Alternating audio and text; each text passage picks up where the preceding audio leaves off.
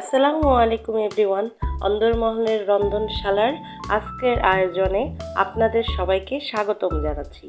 আমি আজকে আপনাদের জন্য চিকেন ও ব্রেড দিয়ে একটা দারুণ স্ন্যাক্সের রেসিপি নিয়ে এসেছি, যার নাম চিকেন ব্রেড পকেট, যেটা বানানো বাড়িতে খুবই সহজ আর খেতে হয় দারুণ। চলুন রান্নাটা শুরু করা যাক। এই রান্নার জন্য আমি ছোট ছোট কাটা 200 গ্রামের মতো বোনলেস চিকেন নিয়েছি। চিকেনটাকে ভালো করে ধুয়ে নিয়ে আমি ওর মধ্যে দিয়ে দেব হাফ চা চামচ আদা বাটা, হাফ চা চামচ রসুন বাটা, দিয়ে নিচ্ছি হাফ চা চামচ গোলমরিচ গুঁড়া, 1/4 কাপ টক দই, হাফ চামচ লবণ,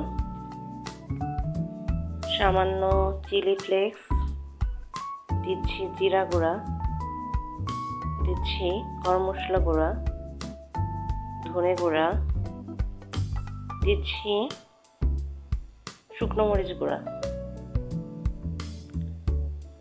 আর এখন দিব 1 টেবিল চামচ সাদা তেল, আবার দিচ্ছি চাট মশলার গুঁড়া, দিচ্ছি সামান্য বিট লবণ। সব উপকরণগুলো একটু মেখে নেব। এখন দিয়ে দেব 1 চা চামচ হলুদ গুঁড়া, 1 চা চামচ সয়া সস দিয়ে সমস্ত কিছুকে আমাদের চিকেনটার সাথে ভালোভাবে মতো মাখিয়ে নিতে হবে। আপনারা দেখেন চিকেনটার গায়ে মশলাগুলো ভালো মতো মাখানো হয়ে গেছে। এবার এই চিকেনটাকে আমি ম্যারিনেট হতে রেখে দেব আধা ঘন্টার জন্য।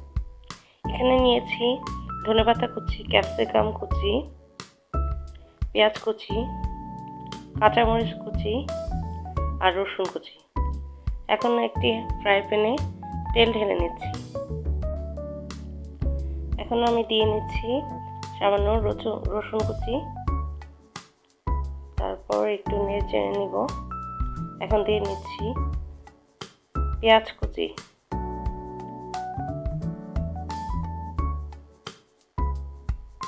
দুইটা উপকরণ একত্রে এখন আমি ভেজে নেব। ভাজা হয়ে গেলে এখন আমি দিয়ে দিব ম্যারিনেট করা মাংস।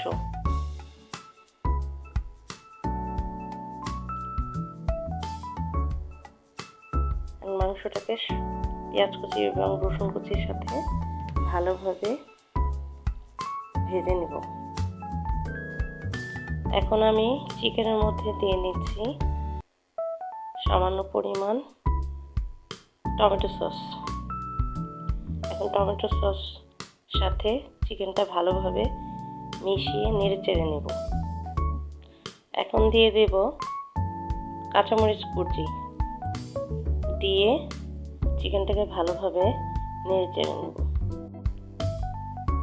চিকেনের পানি শুকিয়ে আসলে আমি দিয়ে দিচ্ছি এখন ক্যাপসিকাম কুচি। ক্যাপসিকাম কুচি দিয়ে ভালোভাবে চিকেনটা নেড়ে চেড়ে নেব। আমার চিকেনের পুর তৈরি। এখন আমি চুলা থেকে নামিয়ে নেব। এবার অন্যদিকে আমি ব্রেড পকেটসগুলো বানানোর জন্য এখানে নিয়ে নিয়েছি পাউরুটি। এখন পাউরুটির টুকরোগুলো দুটো করে নিয়ে আমি বেলনের সাহায্যে তা বেলে নিচ্ছি ধীরে ধীরে। পাউরুটি বেলা হয়ে গেলে এখন আমি একটি গোল কৌটার মুখা দিয়ে এগুলোকে গোল আকৃতির করে নেব। গোল আকৃতির হয়ে গেছে এরকম আমি আরও কয়েকটা বানিয়ে নেব। এখন আমি একটি কাচের বাটিতে নিয়ে নিচ্ছি 2টা ডিম।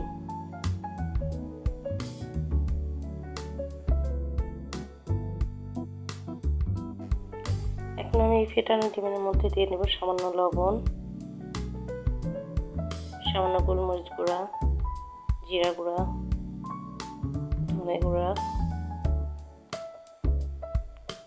একটু জিরা গুঁড়া, সামান্য বিট লবণ, একটু দেবো গরম মশলা গুঁড়া, সামান্য চাট মশলা দিয়ে আমি এটা একটা হ্যান্ড উইক্সের সাথে ভালোভাবে ফেটিয়ে নিচ্ছি। ডিম মেটানো শেষ। আমি নিয়ে নিয়েছি ব্রেড কাপ। এখন এই গোল পাউরুটিগুলো আমি ডিমের মধ্যে চুবিয়ে নিচ্ছি। এখন আমি এই চুবানো রুটিটা ব্রেড ক্রামের উপরে গড়িয়ে নিচ্ছি। ব্রেড ক্রামের উপর কেটে রাখা গরুর পাউরুটিগুলো গড়ানো শেষ। এখন আমি এগুলোকে ভেজে নেব। এখন একটি ফ্রাই প্যানে তেল ঢেলে আমি তেলটাকে ভালোভাবে গরম করে নেব।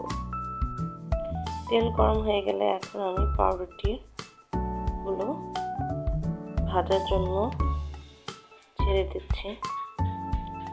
এগুলোকে আমি হালকা নেড়ে চেড়ে নিচ্ছি। পাউরুটিগুলোকে আমি এখন ছুরি এবং ভাজা কাটার সাহায্যে উল্টিয়ে নিচ্ছি।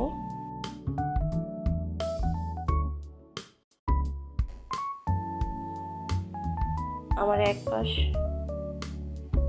ভাজা হয়ে গেছে, এখন আমি একটু উল্টিয়ে নিচ্ছি। পাউরুটিগুলোকে যখন ভাজা হয়ে যাবে আমি এগুলোকে তুলে নেব। আমার পাউরুটি ভাজা শেষ, এগুলোকে আমি এখন তুলে নিচ্ছি।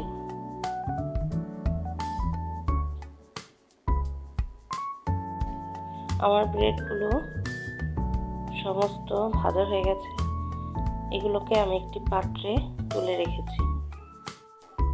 এখন এটাকে আমি একটি ছুরির সাহায্যে মাঝ বরাবর কেটে নেব। দেখো এটা কি সুন্দর ক্রিস্পি হয়েছে, আর মাঝখানটা ফাঁকা পকেটের মতো হয়ে গেছে। আমি একটি কাচের বাটি নিলাম। ঘরে বানানো মিয়োনিজ দিয়ে নিচ্ছি 4 চামচের মতো।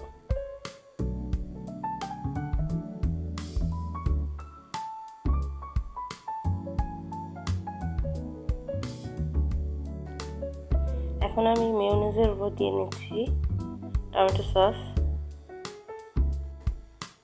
দিচ্ছি 1 চামচের মতো সয়া সস,